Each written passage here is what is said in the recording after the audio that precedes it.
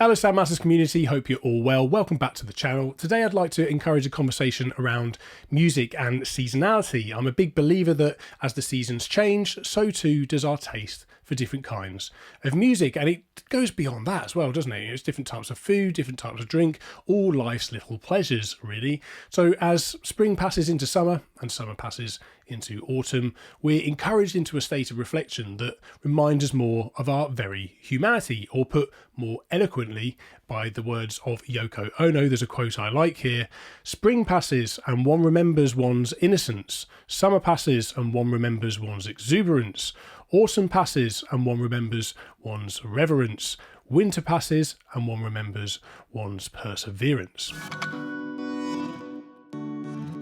Sounds are actually really provocative and powerful at triggering our memory, much in the same way that a familiar scent can teleport our minds to a different place and time. Music has a similarly powerful effect, and so it's only natural that we come to associate individual albums with different periods of our life. So without further ado, I'd like to talk about some of my favourite albums from this season and then put it over to you. What kind of music are you drawn to during this time of the year? First on my list is John Frusciante, Curtains. Just like an old jazz record, this album really seems to lend itself to the warmth of vinyl as a medium.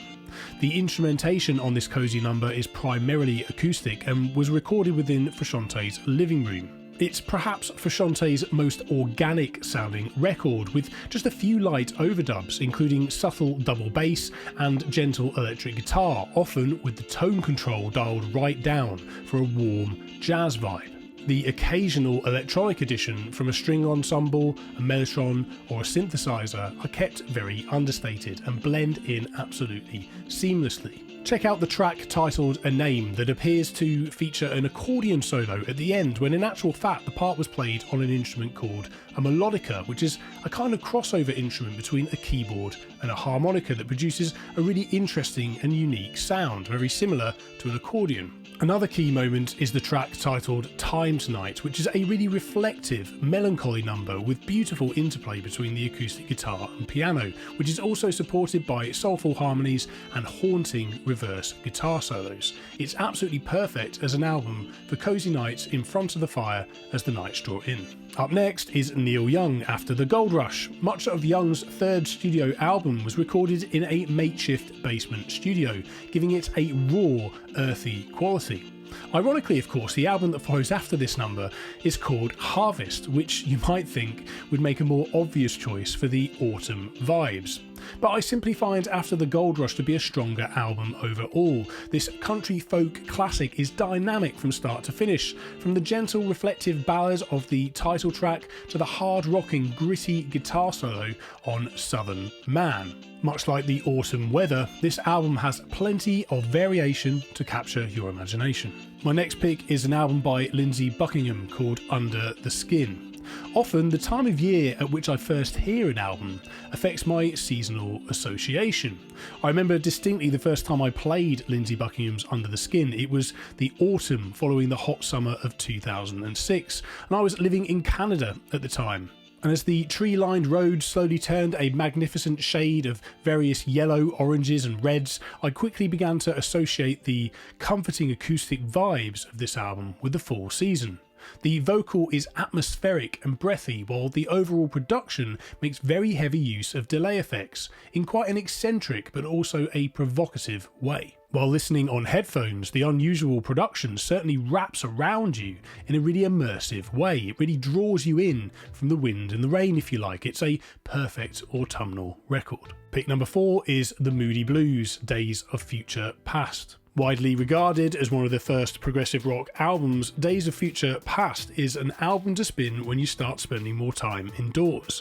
There's something quite festive about the orchestral arrangements, making this a record you can really enjoy all the way through the duration of autumn right up until December.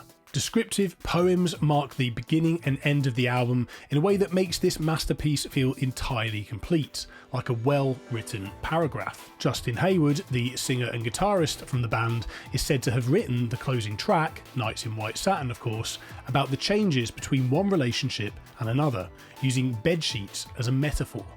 Although I'm sure he didn't mean the relationship between seasons, it still feels like the perfect sentiment as we transition from one phase to the next. Last one on my list for today before I hand it over to you is The Counting Crows, August and Everything After. The Counting Crows' debut album seems like an appropriate place to wrap things up, and not just because the title suggests such a transition. Funny enough though, I do typically find myself playing this album most during the dry, sun-parched days of the late summer going into the early fall. The production has an incredible warm quality about it that just seems to suit the transition from later summer to the autumn. But again, that could just be because that's when I first heard the album.